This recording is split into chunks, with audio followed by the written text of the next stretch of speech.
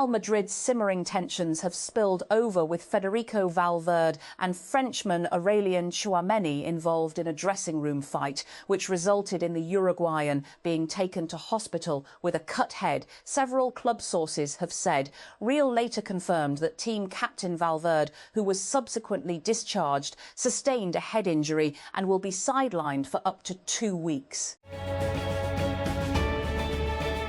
And Barcelona and Real Madrid will contest the 264th El Clasico when the Spanish giants come together in a La Liga clash on Sunday. Rarely will there have been a more highly charged atmosphere, with a heavily demoralised Real arriving in the Catalan capital, facing the prospect of watching their fiercest rivals crowned champions on the day. OpenAI said Thursday that its API will now include a number of new voice intelligence features designed to help developers create apps that can talk, transcribe, and translate conversations with users. The company's new GPT Real-Time 2 is another voice model built to create a realistic vocal simulation that can converse with users. However, unlike its predecessor, GPT Real-Time 1, this one is built with GPT-5 class reasoning that OpenAI says was created to deal with more complicated requests from users. The Iranian military has said it retaliated against United States Navy ships after US forces targeted an oil tanker in Iran's territorial waters, a major escalation that puts further strain on the fragile truce between Washington and Tehran. Iran's Khatam al-Anbiya central headquarters added on Thursday that the US also violated the ceasefire by carrying out airstrikes on civilian areas, including Qeshm Island, in cooperation with some regional countries, without identifying them. Tennessee's Republican-dominated state legislature and governor have approved a new congressional map ahead of the U.S. midterms, carving up the state's only black majority district. The approval on Thursday culminated the latest push in states across the country to redistrict ahead of the U.S. midterms in November, which will determine which party controls the U.S. House of Representatives and Senate. The United States Trade Court has ruled against President Donald Trump's latest 10% global tariffs, finding that across-the-board tariffs were not justified under a 1970s trade law. The US Court of International Trade ruled on Thursday in favour of small businesses that challenged the tariffs, which took effect on February 24. The ruling was 2-1, with one judge saying it was premature to grant victory to the small business plaintiffs. And Disney senior executives could potentially combine Disney Plus with other apps like Disneyland Resort and Disney Cruise Line Navigator to make one unified app, according to a report from Bloomberg. Sources said these discussions were at an early stage, but that they are referring to this as a super app internally.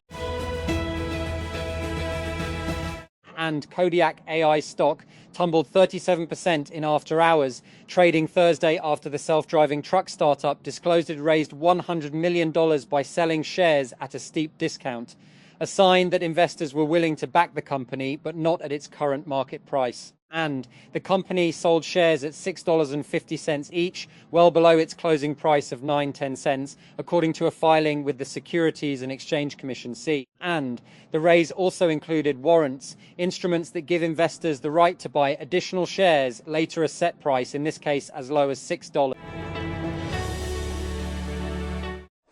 The United States has imposed a host of new sanctions related to Cuba amid a months-long pressure campaign against the island nation. The sanctions on Thursday were announced hours after United Nations experts decried Washington's effective fuel blockade of the island as tantamount to energy starvation. Warning. This story contains descriptions of sexual assault that some readers may find disturbing. Palestinians who were detained in Israeli prisons have revealed how they suffered dehumanizing treatment by guards and soldiers, including torture and sexual violence.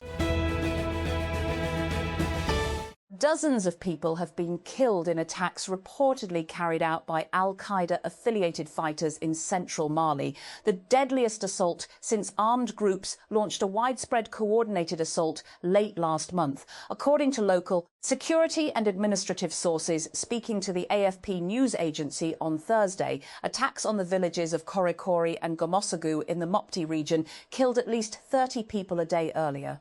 Three sources, including an aid worker, a diplomat and a security source, separately told the news agency Reuters that the assailants had hit two unnamed localities in Mopti, killing at least 50 on Wednesday.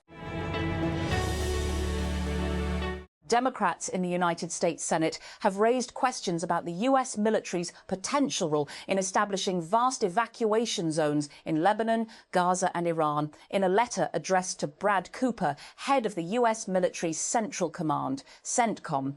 12 legislators said mass displacement orders likely contravene international laws the United States has helped develop around humane warfare. And United States President Donald Trump said he is giving the European Union until July 4th to comply with the proposed trade deal, or the US would increase tariffs on the bloc. Trump's announcement on Thursday follows what he referred to as a great call with European Commission President Ursula von der Leyen. And the National Highway Traffic Safety Administration, NHTSA, said Tuesday that the later released 2026 Tesla Model Y is the first vehicle to meet the agency's new benchmark for advanced driver assistance systems. 4 pass-fail tests were added to the agency's safety ratings program, assessing a car's automatic emergency braking for pedestrians, blind spot warning, blind spot intervention, and lane assist, a feature that helps keep the vehicle in the lane.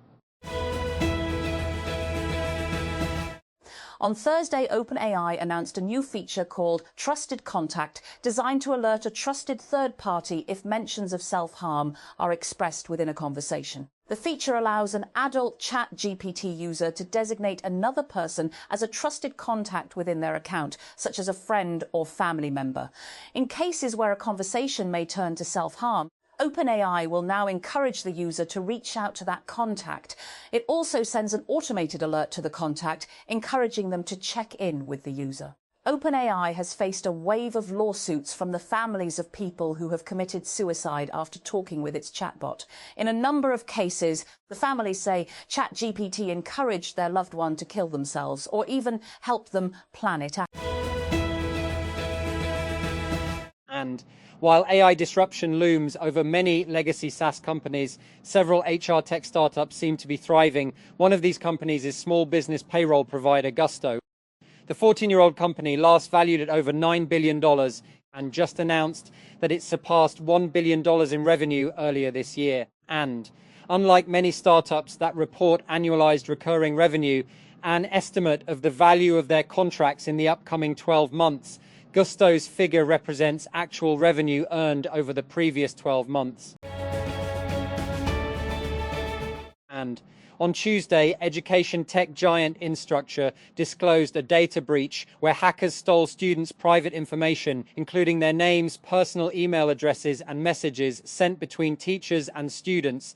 Now it appears hackers were able to compromise Instructure again, this time defacing several schools' login pages to the company's platform Canvas, which allows schools to manage coursework and assignments and communicate with students. Swedish startup Pit may have gained notice for some rage-bait social media posts, but it has also become another Stockholm AI startup to watch. Pit is led by the co-founders of European scooter giant Voi, including Voi's CEO Fredrik Hjelm. He is joined by former iZettle and Klarna engineers, and it is now backed by a 16Z, which is leading the startup's $16 million seed round. Stockholm, also home to Lovable, is one of the places where A16Z has been actively looking for the next European unicorn.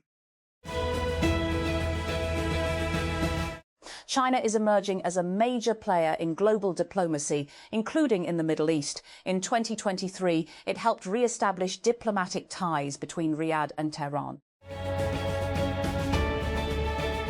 Gulf states are pushing a United Nations Security Council resolution that threatens Iran with sanctions and other measures if it does not halt attacks on ships in the Strait of Hormuz, stop imposing illegal tolls, and disclose the location of all mines to allow freedom of navigation. Speaking at the UN on Thursday, top diplomats from Qatar, Bahrain and the United Arab Emirates (UAE) stressed the importance of resuming pre-war traffic levels in the narrow waterway through which about a fifth of global energy exports pass in peacetime.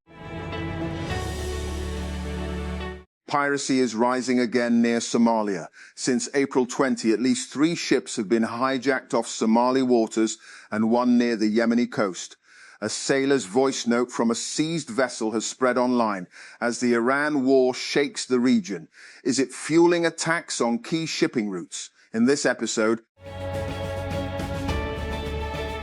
And Elon Musk's legal effort to dismantle OpenAI may hinge on how its for-profit subsidiary enhances or detracts from the Frontier Lab's founding mission of ensuring that humanity benefits from artificial general intelligence.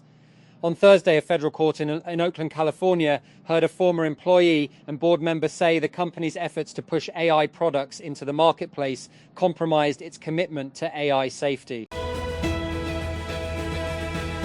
Perplexity's personal computer, its answer to OpenClaw and other local AI agents, is now available to all Mac users via its desktop app, the company announced on Thursday.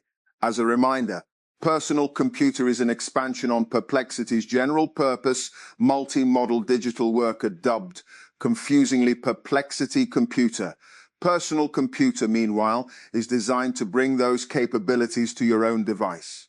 It does so by allowing AI agents access to local files, applications, and connectors, as well as the web, in order to handle the individual user's personal multi-step workflows.